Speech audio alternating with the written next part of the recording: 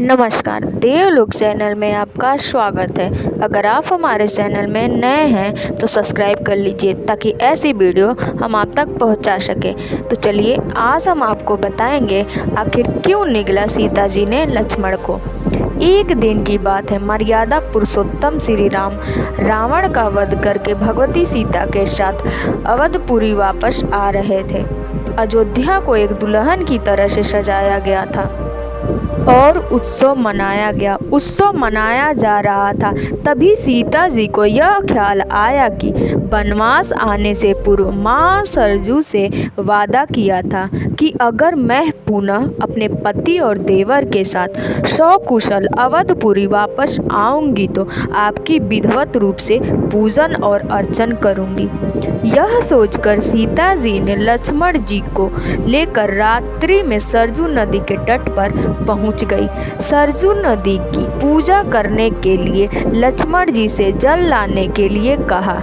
लक्ष्मण जी जल लाने के लिए घड़ा लेकर सरजू नदी में उतर गए। जल भर ही रहे थे, तभी सरजू के जल में एक अधासुर नामक का राक्षस निकला जो लक्ष्मण जी को निगलना चाहता था। लेकिन तभी भगवती सीता ने यह दृश्य देखा और लक्ष्मण जी को बचाने के लिए माता सीता जी ने अधासुर के निगलने से स्वयं पहले लक्ष्मण जी को निगल गई। लक्ष्मण जी को निगलने के बाद सीता जी का सारा शरीर जल बन गया। यह दृश्य हनुमान जी देख रहे थे, जो अदृश्य रूप से सीता जी के साथ सरजू तट पर आए थे। उस तन रूपी जल को श्री हनुमान जी घड़े में भरकर भगवान श्री राम के सम्मुख लाए और सारी घटना कैसे घटी यह बात हनुमान जी ने श्री राम जी को बताई।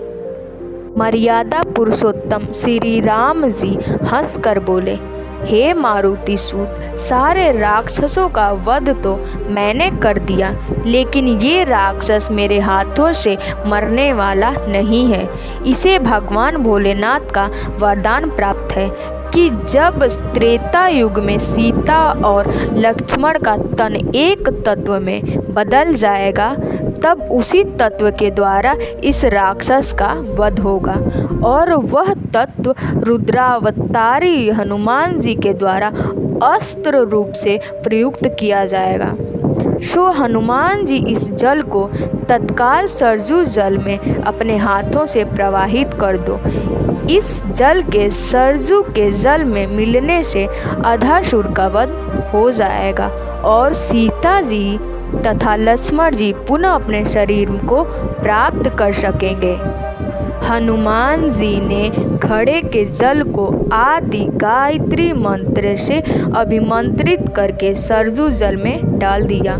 घड़े का जल ज्यों ही सरजू जल में मिला, त्यों ही सरजू जल के भयंकर ज्वाला जलने लगी। उसी ज्वाला में अधासुर जलकर भस्म हो गया और सरजू माता ने पुनः सीता जी तथा लक्ष्मण जी को नवजीवन प्राप्त किया। अगर आपको वीडियो अच्छी लगी है तो सब्सक्राइब करना ना भूलें। धन्यवाद।